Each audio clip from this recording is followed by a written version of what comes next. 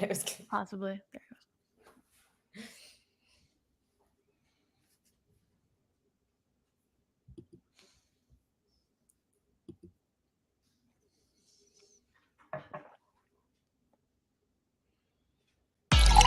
it It's the Sunday Morning Brew with Maddie and Elle.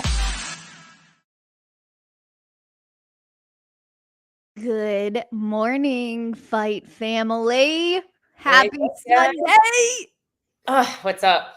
Good morning, Elle. Good morning. Welcome to the Sunday Morning Brew with Maddie and Elle. This is what's brewing, baby. I'm so excited.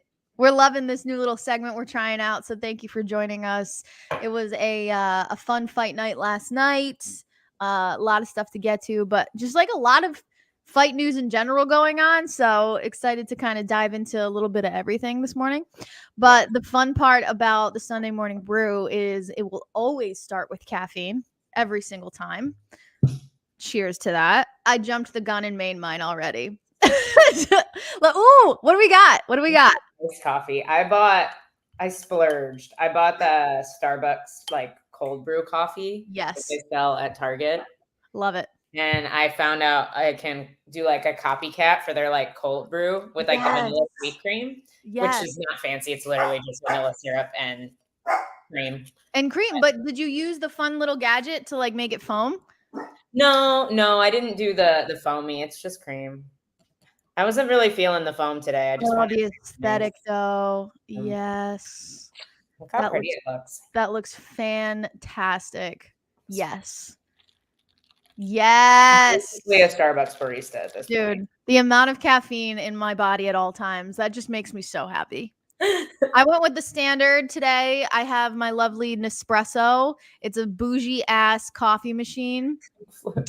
A Coke float. I could go for. I'm more classic. Like root beer float is the go-to float flavor. In the morning though, absolutely not. He said, "That's it. I'm going to Sonic." There you go. I like that. Yeah, we went with the standard Nespresso pod this morning, caramel to be exact. I'm a caramel girl. And then we throw in that almond milk creamer. Done deal. Oh, let's start our lives, shall we? I'm tired this morning, man. But I gotta say, first things first, big fan of the day cards. Big fan. Like we're on the East Coast, so having it start at noontime, let's fucking go. I love that. I am here for it. But then again, rushing home from the gym to watch the fights. I'm like, I love this. How crazy is that? I mean, LA, West Coast, we're watching it at 9, which is kind of wild. That's a little too early. Like literally waking up and getting to watch UFC. I mean, that's kind of dope. But the amount of people that probably had to set an alarm, be like, oh, let me wake up early to watch the UFC. But it was cool. First card, UFC Saudi Arabia. It was kind of wild to see like the panning to the crowd and how different the crowd appeared at the UFC Saudi Arabia night. And just like the overall vibe. And I thought it was very cool, very interesting. You know something do you know what this card did not have that every other card has? Oh, I hope you're about to say what I was going to say. Say it. Ring girls. That's not what I was going to say. I didn't even notice. I know. Dude. Me neither. Reddit noticed. Reddit. See, the first thing I noticed, I said, interesting, no female fights. Yeah. No female fights on the card. And I was like, interesting. Is this a Saudi Arabia thing, or is this just a choice? There were no female fights on the Abu Dhabi card either. Interesting. You might know this better than me. I was trying to think of the last time there was a card with no female fights. I mean, it happens. I feel like every so often. But it felt deliberate. Definitely a little bit more than coincidence that this card. Yeah, that felt deliberate to me. And it was 100%. I'm quite certain that it probably wouldn't, that Saudi wouldn't have put the card on. Yeah. And same with the ring girls. That was definitely their choice. And I have mixed feelings about that. I love to see the UFC go new places in the world, but that's a pretty it was interesting. Big step in the wrong direction, in my opinion, to go to a place that doesn't allow women to fight. Yeah, but you know what? It's a money thing. Yeah. And Saudi Arabia and Dubai and like all of those places are really diving into the fight world in a very big way, and they are taking out their wallets for it. So I'm, not really surprised that that's where they ended up, but ended up being a pretty decent card. Nothing really struck me as out of the box, anything like that. Like everybody. Felipe Lima. How about Felipe Lima? Yeah, dude. Yeah. So let's talk about some of our favorite moments. Yeah, I love that. I'll be honest, I have a bit of a bias against Naimov for all the fouls that occurred in his fight against Nathaniel Wood. That was partially his fault, partially the commission's fault for how poorly that was handled. So I definitely thought it was kind of cool to see Felipe Lima get this win for that reason, but also just what an underdog. Very short notice. He's up a weight class, and he's not even a big bantamweight. A lot of times he comes in under the 135-pound limit in his previous bantamweight fights. Like, what a savage. Like, that kid's really freaking good. Like, what a way to make a name for yourself real quick. My dog, I'm going to strangle this dog right now. You're good. This is what we get when we do the Sunday morning brew. We get live action, baby. This is what's happening in the Levine house right now. Jesus Christ. But anyway, studio space, so you wouldn't hear the same thing in my living room. Come, do you want to be on camera? No, that's what I thought. Anyway, but yeah, what a stud. What a way to make a name for himself. Let's talk about all the fouls going on. Like, what was with the cage grabs? Like, just like the blatant cage grabs and then the inconsistency with how we deal with it. I mean, that was frustrating to watch. Jason Herzog is one of the first refs I have seen deal with a cage grab in the absolute perfect way. You give the offensive fighter the position that they would, which he didn't quite give him the position he would have gotten, because if he hadn't grabbed the cage, Brenson Ribeiro would have been probably in top half guard. That was such a good takedown that he lost over that, but he at least put him on the ground with both knees down in a grounded position. Right. And that fence grab very well could have cost Brenson Ribeiro that fight. Exactly. He would have been in a much more dominant position. Exactly. And it happened during that fight. It happened during another one as well. I'm looking at the card here. The Magomedov fight. Like, they didn't do anything. Yeah. He literally was holding on, and it honestly, it was like a moment in the fight that kind of changed the trajectory of the fight a little bit. I mean, Magomedov was doing well, but if he was taken to the ground, we're talking about a completely different fight. So yeah, it was just interesting to see how two referees handling it differently, which I'm not crazy about. Like, I think there needs to be a uniformed way of how we deal with things. There does. And Sven, a lot of people say this, but I actually disagree with this. Not that there shouldn't be a point deduction, but that should be the only course of action. I think the issue with the point deduction alone is it doesn't make up for the fact that you took away the offensive fighter's position. Right. So if you stop the action, take a point, and then we start on our feet again, I would rather not lose the point and get the position. So I think if we handled, and this is a Mike Brown quote, by the way, I don't want to take credit for this because Mike Brown came out, talked about this extensively, and I 100% agree with him. If we dealt with this way every single time, cage grabs would almost disappear. Mm-hmm. If whoever grabbed the cage had to go down and the offensive fighter who lost their takedown got to pick their top position, and they start on top, completely flat on the ground, cage grabs would be non-existent. Yeah, right now you wouldn't want that. Players are rewarded for grabbing the cage, even if they get a point taken away. If you stay on your feet, you are rewarded for grabbing the cage. And the Magomedov moment is a perfect example of that, because he was able to stay on his feet and he started getting his combinations together, and then look what happens. He gets the knockout. So it's, the cage grabbing drives me crazy. Absolutely drives me crazy. And like, granted, it's a fight. Accidents happen. Instincts happen quickly. But there's a trend. There is a trend with these Abu Dhabi, Saudi Arabia cards having significantly more fouls than other cards. Absolutely. I think it's an issue. I think it's going to be a continued issue. Yeah. Robbie Whittaker, baby. Hell yeah. First of all, I think he's got one of the scariest game faces I've ever seen in my life. This man is literally ready to die for every fight he goes into. Like his face walking into the cage, I'm like, oh, he's ready. This is nuts. I thought he did great. Yeah. Well, he's a guy who's seen it all.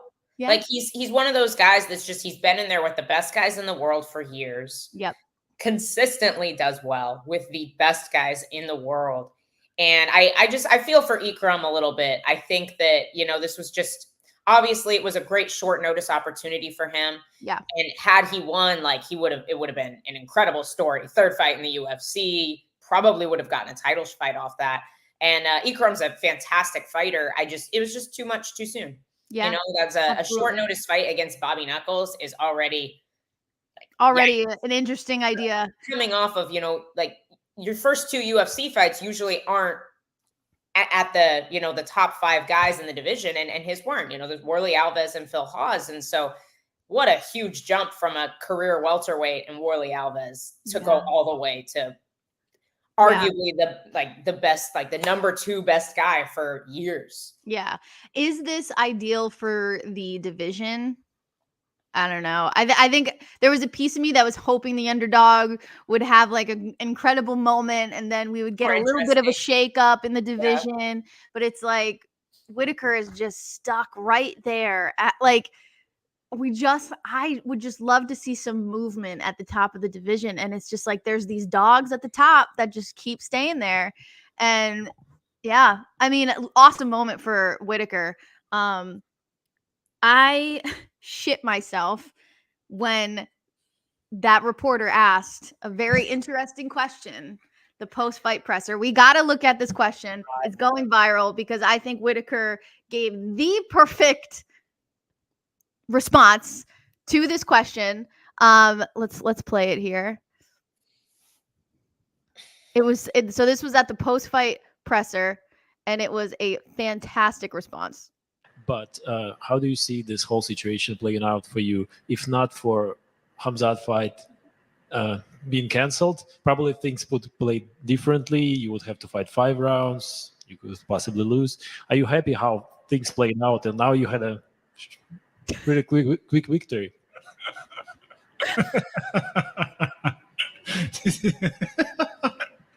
Mate, if I had wheels, I'd be a bike. All right? Like... It is what it is.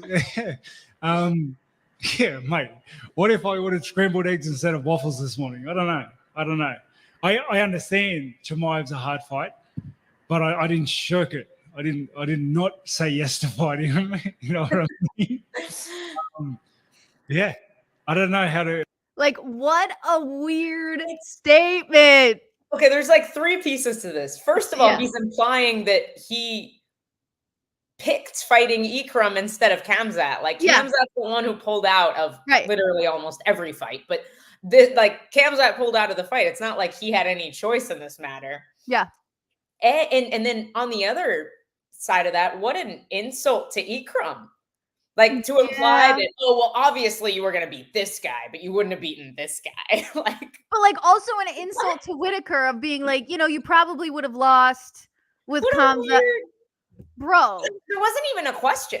It literally wasn't even a question. And it was just, if I kept to say, I think Chimaev would have beaten you. Right. Like that's what that reporter wanted to say. Right. And then it's like, if we were to keep playing the clip, Whittaker said something along the lines of like, I don't even know how to answer that. I don't know what you're looking for here. But first of all, what an incredibly rude question. And second of all, why, what was the end result? Like, what were you looking for in that question? I don't understand. And I think Whittaker showed his veteran status with the most perfect answer. And, literally laughing in the dude's face. That was the most ridiculous question you could have possibly asked. And it very much gave the energy of when everybody was going after Sean O'Malley being like, oh, like Sterling won the first round. And then he was like, yeah, but how'd the second round go again? Like, literally, it does. This is the fight game. Anything can happen. You can talk about any situation you want, but what happened was the dude got knocked out and Whitaker won. So, like, it's so silly. People are so silly. Like, this is a fight we're probably never gonna see. Like, Sven thinks Chimaev would have been fraud checked. Boom. He very well could have been. My thing is, like, I don't think we're ever gonna see Chimaev fight again. Yeah. I mean, that was definitely something I wanted to talk about today too. Like, what is the future of Chimaev right now? How many fights I'm gonna pull it up. How many fights has this dude pulled out of? I think he has pulled out of the last 3 main events he was supposed to be in. I think it was like single main event he was supposed every to be in, single main event that he's been tagged to be in, he has pulled out of. I was talking to my husband about this last night, and Ross made a great point. He says that he thinks this might be a legitimate long COVID situation where it's like we hear people having this long COVID, which is basically just like all of the symptoms sticking with you after you have COVID. And it just like makes you incredibly unhealthy, unfortunately. So he's like, yeah, like he's probably going into fight camps, feeling okay, then ramping up his camps and his workouts, and then just falling ill again. And it's like, dude, like, I don't think he's physically well enough to fight anymore. It could be something else too. Like, he could just have like some underlying autoimmune disorder. Right. Like, yeah, it just seems like I agree with you. It seems like he's just simply not well. Like, he's just not well. And it's just like, so stop putting him in these giant spots. Right. Like, just stop, because it's not going to happen. Like, if you want to put him on a killer pay-per-view at the beginning of the main card where there's so many other fights that can carry that card. Yep. And then you're set. Like, you're safe. Mm-hmm. Nobody wants to sign a contract to fight a guy who never shows up, except Michael Chandler, of course. Michael Chandler. Oh God. Or Michael Chandler. Yeah. Perfect. Honestly, I want that man to get paid so bad. Perfect segue into what I was gonna touch upon next. Conor McGregor at BKFC, he was at Bellator last night. For a fellow Irish fighter. He was in their corner. And what I was kind of shocked that he made a statement about the fact that he can't fight. Not only did he make a statement, but he made a statement for a different organization, which I was like, okay, this is odd. But this was him in the cage after, unfortunately, the Irish fighter did lose. But this is what he had to say. Here rocking away, I had a little lapse of concentration, and I had to reschedule the bout, so I'm a little upset about that. But it's keeping me dialed in. It's keeping me focused. I can't rock around like I'm at the showing up, like I'm at the doing my job. The job is not done. So that's not bad for me, for someone like me. So I'm onwards towards the new date.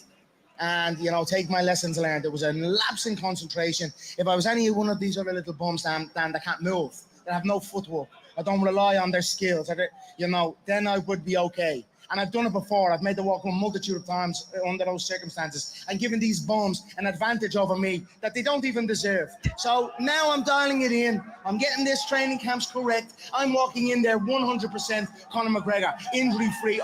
Perfection is on the menu with me, and that's it. So I'm going to go to it. Well, there you go. That's what he has to say about it. Lapse of concentration. Yeah, I don't know. He seemed to be walking all right. He seemed to be walking all right.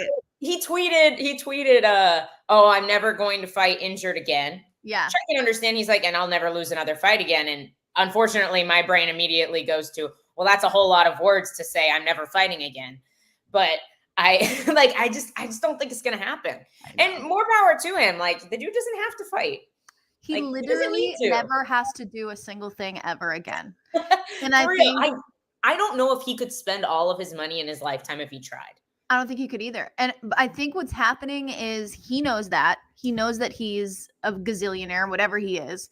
But there's that little piece, and I always say this, there's this little piece inside of him that is still that old Conor that loves to fight, loves competition, loves the spotlight, and he can't shut that little piece off. Yeah. But I think the bigger piece, the mega million billion jillionaire Conor McGregor is like taking over, is winning the situation here. It's the two wolves, and that's the wolf that's winning. And I think the biggest takeaway from that statement was he didn't like, yes, he touched upon that he got injured and he'll never fight injured again, but he kept saying lapse in concentration. Like, I think he said it like 4 times.